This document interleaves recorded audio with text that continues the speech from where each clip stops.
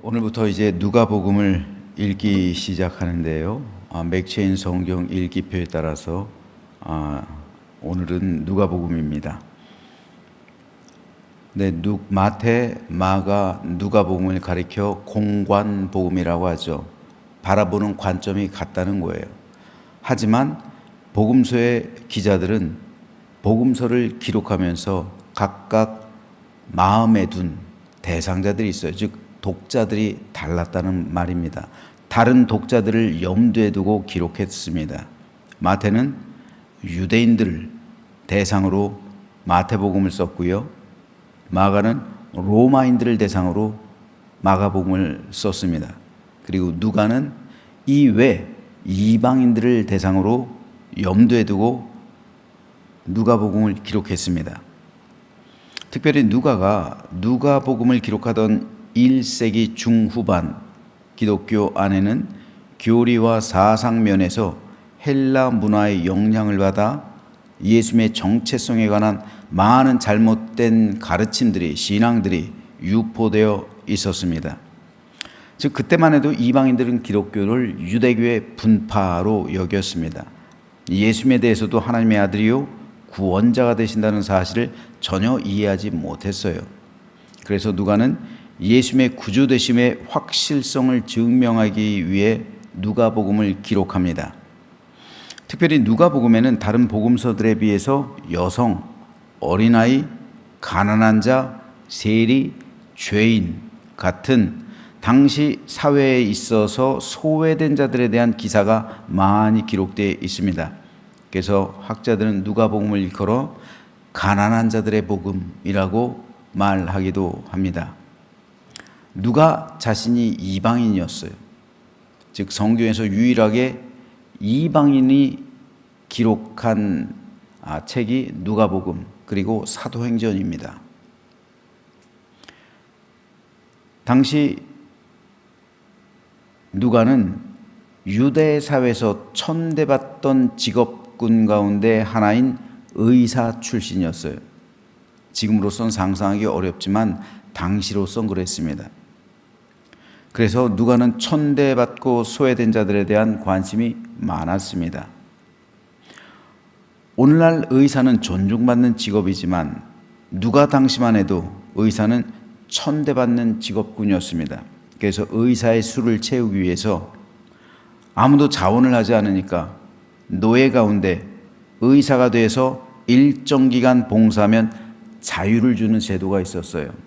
누가도 이런 제도의 혜택을 받은 것처럼 보입니다. 그래서 누가는 그 당시 또 다른 천대받는 직업군 가운데 하나였던 목동에게 천사가 나타나서 예수님의 탄생 소식을 알렸다라는 사실을 기록하고 있어요. 왜 천사들이 목동들에게 나타났을까? 당시 목동들은 죄인의 대명사예요. 세리처럼. 그래서 목동들의 증언은 법정에서 세울 수도 없어요. 목동들은 거짓말쟁이들, 사기꾼들 하고 똑같은 도박하는 사람들, 똑같은 취급을 받았기 때문에 법정에서도 증인이 될 수가 없어요. 그런데 천사들이 목동들에게 나타나죠. 그래서 예수 탄생 소식을 말해줘요. 그래서 목동들은 그 소식을 듣자마자 마을로 가서 전해요. 이게 복음의 아이러니예요. 누가 그 말을 믿어요? 안 믿는단 말입니다. 법정에서 증인으로 세울 수도 없는 목동들이 가서 복음을 전해봐야 사람들이 안 믿어요. 이게 복음이에요. 지금도 마찬가지예요. 지금도 하나님에 대한 소식, 예수 그리스도께서 이 땅의 구세주가 되신다는 소식 말해도 안 믿어요. 세상 사람들은. 똑같은 겁니다. 이게 복음입니다. 복음은 낮고 천한 마음이 있는 사람에게만 임하는 거예요. 이것을 강조하고 있는 복음서가 누가복음입니다. 그래서 누가는 자신처럼 소외된 여인들, 이방인들, 세리들, 죄인들, 그들에 관한 예수님의 많은 사랑을 많은 부분 기록하고 있습니다. 그래서 누가복음에 보면 그 사마리아 여인과의 대화들, 그리고 또 탕자의 비유, 잃어버린 자의 비유가 많이 나와요. 이런 누가복음은 크게 5부분으로 나눌 수가 있습니다. 1장 1절부터 4문까지는 누가복음의 서문입니다. 1장 5절부터 4장 13절까지는 예수님의 탄생 및 공생의 준비에 대한 기록이고요. 4장 14절부터 9장 50절까지는 갈릴리 사역에 대해서, 9장 51절에서 19장 27절은 유대 및 베레아 사역에 대해서, 19장 28절에서 24장 53절 마지막까지는 마지막 한 주간의 사역 및 부활과 승천에 대한 기록으로 이렇게 5부분으로 나눌 수가 있습니다. 오늘은 이 가운데 1장 1절에서 38절을 읽었는데요. 이 부분은 크게 3문단으로 나눌 수가 있습니다. 4절까지는 지필 배경과 목적을 밝히는 서문이고요.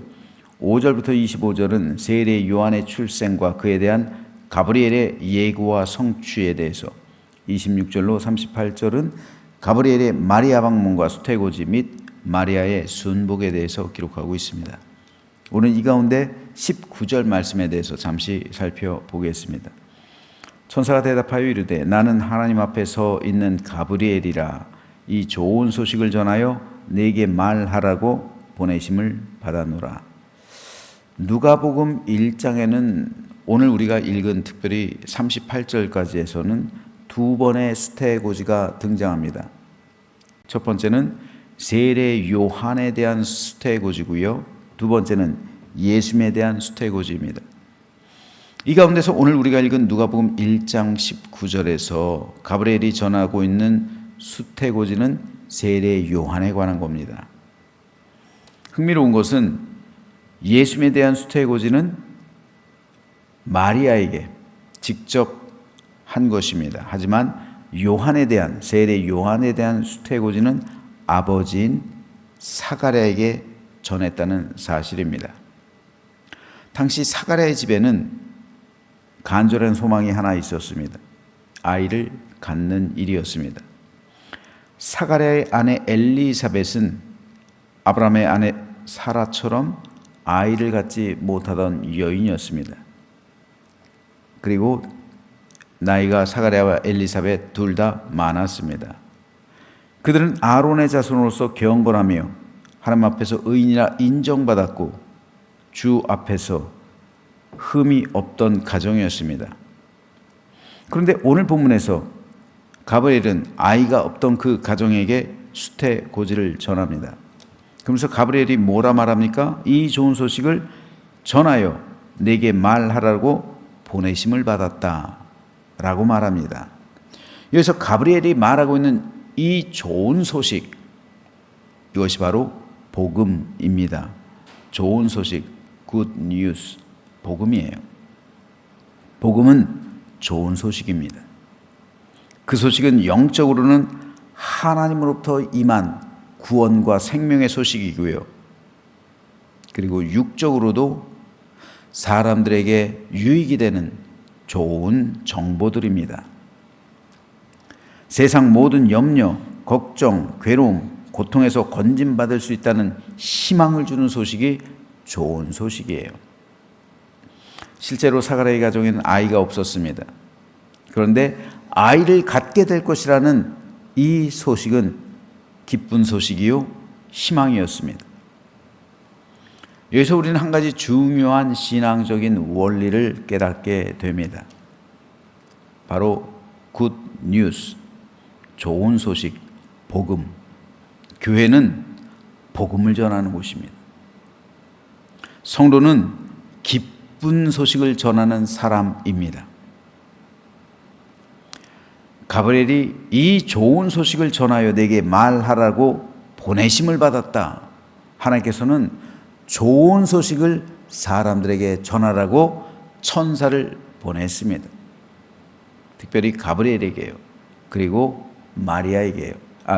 가브리엘이 사가랴에게요. 가브리엘을 보내셔서 사가랴에게, 그리고 마리아에게요. 하나님께서 보내셨다는 말입니다.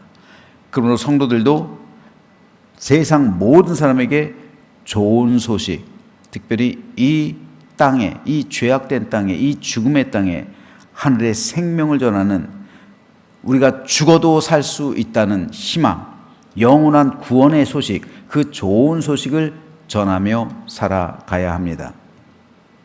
성도에게는 이렇듯 복음을 전하는 사명이 주어진 거예요.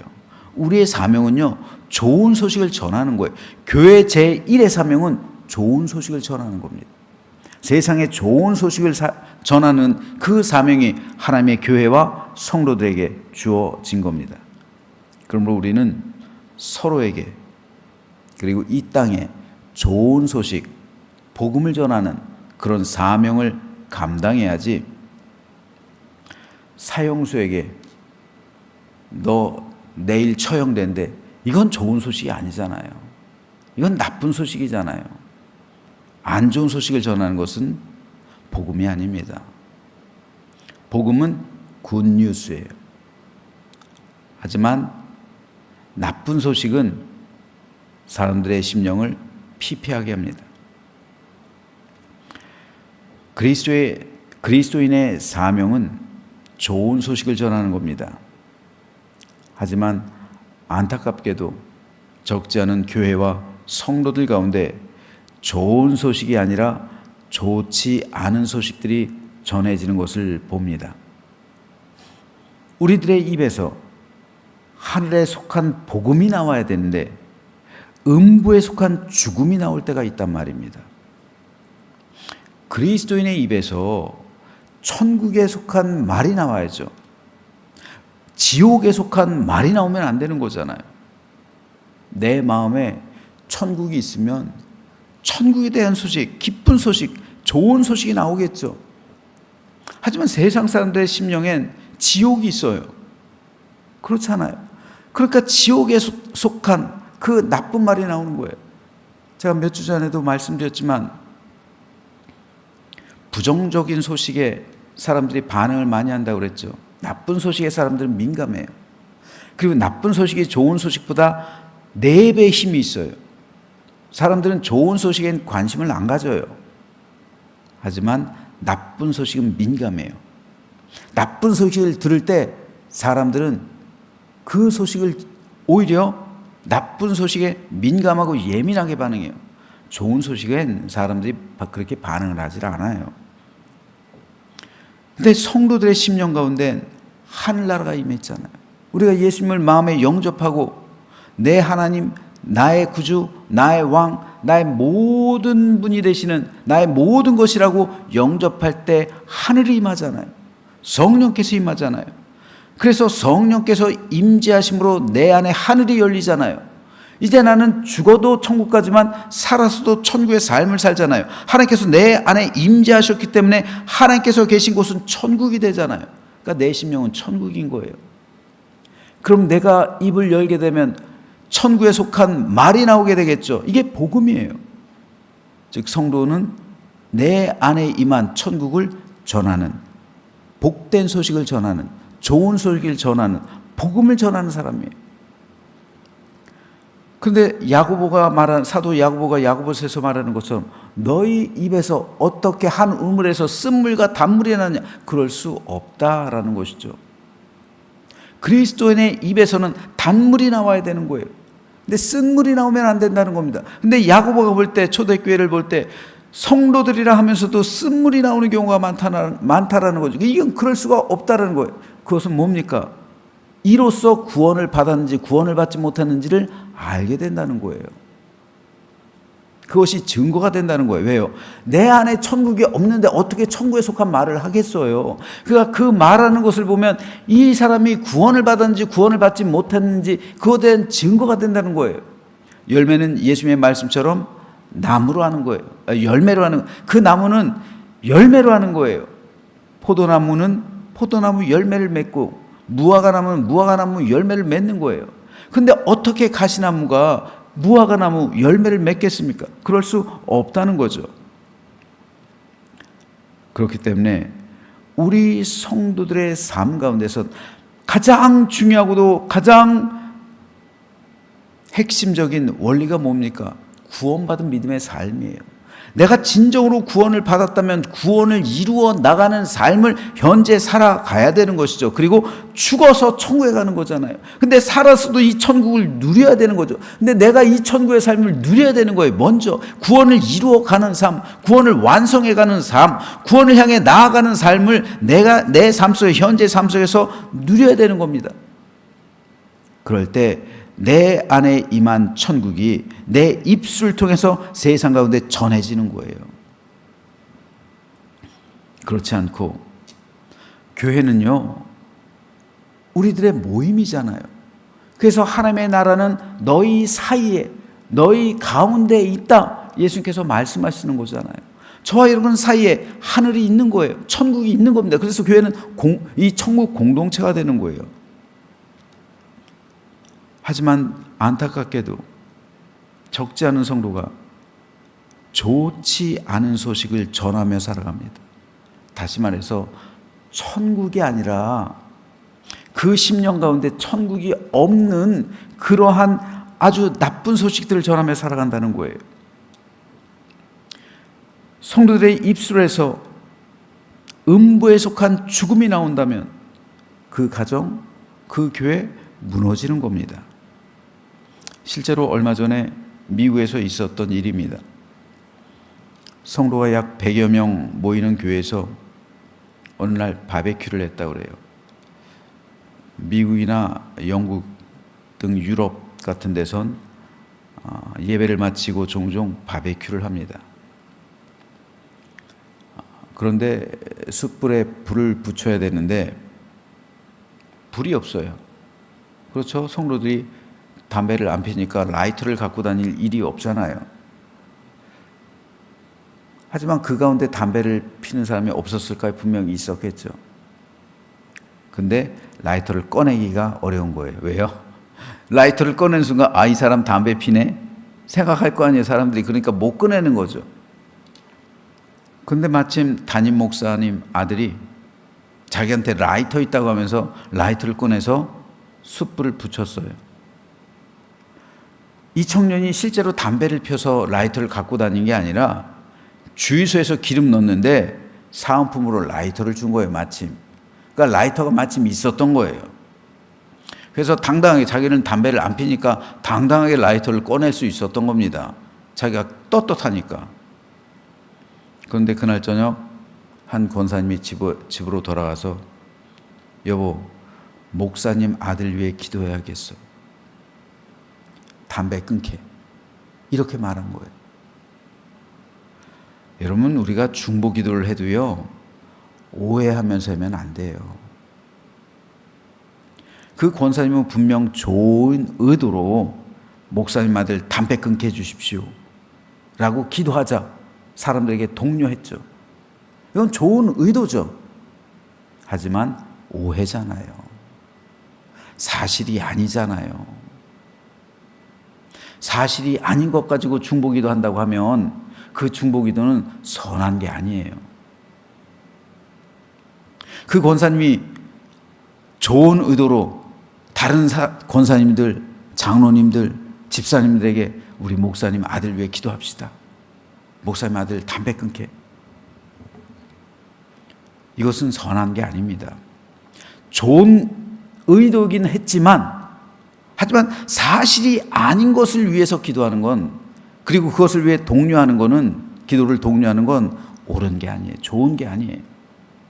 이건 좋은 소식이 아니에요. 좋은 소식을 퍼뜨린 게 아니에요. 목사님 아들 담배 핀다는 거, 이게 좋은 소식입니까? 중보기도 하자, 이건 좋은 거죠. 하지만 목사님 아들 담배 피니까 중보기도 하자, 이건 좋은 소식이 아니에요. 오해잖아요. 오해에서 시작된 말이잖아요. 그런데 이 말이, 이 오해에서 시작된 이 말이 점차 퍼지는 거예요, 교회 가운데. 나중에는 말이 어떻게 돼요? 점차 한 사람 건너 두 사람 건너가면 불어나가잖아요. 말은 이 목사님 아들 마리아 하는데 대마초피인데 이렇게 나온 거예요. 미국에 물론 대마가 합법화되어 있어요. 합법화되어 있다고 해도 한국인들 사이에서 대마는 아직까지도 마약이에요. 결국 이 소문이 눈덩이처럼 불어나는 거예요. 결국 제일 마지막에 누구한테 들어가요? 당사자한테 들어간 당사자한테. 소문이 다 돌고 나서 갈 데가 없으면 그 당사자한테 들어가는 거예요. 목사님 아들한테 들어간 거예요. 또 대마 좁힌다며. 이게 얼마나 화가 날까요? 이 아들이, 이 청년이 너무나 분노가 일어나겠죠. 이 분노와 화를 사귀지 못해요. 그리고 기분 전환한다고 차 끌고 나가서 드라이브 나갑니다. 근데 분노와 화 가운데 차를 운전하면 어떻게 되겠어요? 교통사고 나겠죠. 나기가 쉽겠죠. 그날 그 목사님 청년 아들은 사고로 죽었어요. 장례를 치른 후에 아버지 목사님은 이런 교회에선 내 못 있겠다. 교회를 떠나갑니다.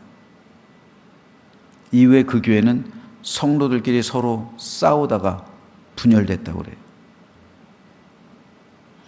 그렇다면 애초에 그 권사님이 말한 소식, 그건 좋은 소식이었을까요? 나쁜 소식이었을까요? 중보기도 하자라는 것은 좋은 거예요. 하지만 목사님 아들 담배 핀다, 이거는 나쁜 소식입니다. 좋은 소식이 아니에요. 그런 소식은 자기만 알고, 설령 진짜라 할지라도 자기만 알고 기도하면 되는 거예요.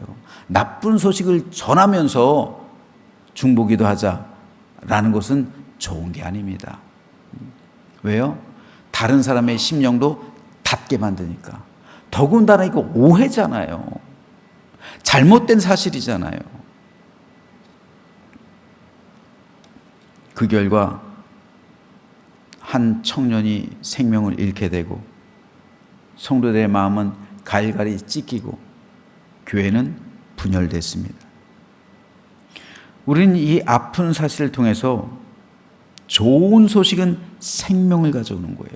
성도들이 좋은 소식을 전하는 것은 생명을 가져오는 겁니다. 안 믿는 사람들에게 복음을 전하는 것은 구원을 가져오는 거예요. 영원한 생명을 가져오는 겁니다. 천국을 가져오는 거예요. 하지만 나쁜 소식은 죽음을 가져오는 거예요. 심판을 가져오는 거예요. 지옥을 가져오는 겁니다. 좌절을 가지고 오는 거예요. 절망을 가지고 오는 겁니다. 하나님께서는 우리를 이 죄악된 세상에서 불러내 주셔서 교회를 이루게 하셨어요.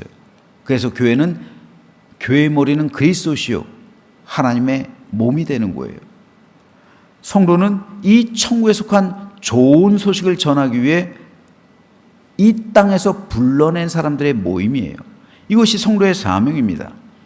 그렇다면 오늘 저와 여러분은 어떻습니까? 우리는 좋은 소식을 전하는 사람입니까? 아니면 나쁜 소식을 전하는 나팔수가 되고 있지는 않습니까? 성도의 사명은 굿뉴스, 좋은 소식을 전하는 사명. 세상엔 나쁜 소식들이 너무나도 넘치고 있어요. 특별히 성도들이 남의 험담을 할 때가 많이 있어요. 나쁜 소식이에요. 이건 옳은 게 아닙니다. 좋은 게 아니에요. 이 나쁜 소식들이 한 사람에게 전해지고 또 한 사람에게 이 4배의 파급력이 있다고 그러죠. 그러면 그것이 눈덩이처럼 불어나가지고 어떻게 돼요? 이런 일들이 교회들 가운데 일어날 수 있는 거예요. 그러므로 오늘 우리는 가브리엘의 이 말을 통해서 좋은 소식을 전하기 위해서 내가 하나님께 보냄받았다라는 이 말씀이 오늘 저와 여러분의 삶, 그리고 우리 교회 가운데, 그리고 세상의 모든 교회들에게도 임하게 되기를 소망합니다. 그래야 생명이 살아나고 위로를 받고 평강을 누리고 하나님 나라의 은혜와 기쁨과 사랑으로 천국 공동체가 되고 이 땅 가운데 하나님 나라가 임하게 되는 겁니다. 그러므로 오늘 저와 여러분 모두 이 좋은 소식을 전하여 내게 말하라고 보내심을 받았노라 라고 말한 가브리엘의 말과 같이 좋은 소식을 전하기 위해 보내심을 받은 믿음의 백성이 되어서 내가 전하는 좋은 소식으로 인해서 많은 사람의 생명과 구원을 얻게 되고 희망과 용기 가운데 위로와 평강을 얻게 되는 참된 믿음의 삶을 살아내는 우리 모두가 되시기를 주님의 이름으로 축원합니다.